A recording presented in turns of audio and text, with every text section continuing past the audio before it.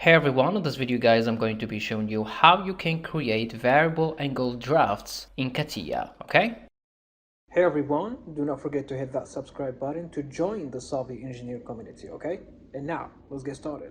Okay, so the first thing that you need to do here is to go to the start, then mechanical design, then you click on the part design workbench, then you enable the hybrid design option, then you click on OK.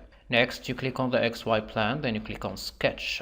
You click on the plus sign here. Now I'm gonna go and use the centered rectangle command. I'm gonna draw a rectangle of, let's say here, 100 millimeter here and another 100 millimeter here. Then you're going to exit the sketcher workbench to the part design workbench. Then you click on the pad command, you select on this sketch, then you add here 50 millimeter as a length of the pad, okay? Then you hit enter. Now you go to insert, then dress up features, then you go to variable angle draft.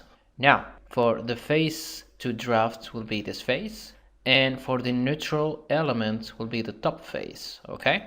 And now I'm gonna click here, right click, create point, then I'm gonna add a third point here, so we have 1, 2 and 3. Then you click on OK.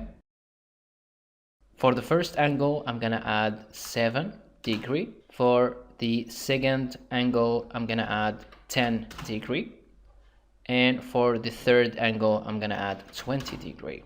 Then you click on OK. So as you can see here on the screen, this is how you can create variable angle draft in CATIA in a few simple clicks. Thank you guys for watching. Do not forget to hit that subscribe button to catch you next time on the Solving Engineer Business channel. Thanks for watching.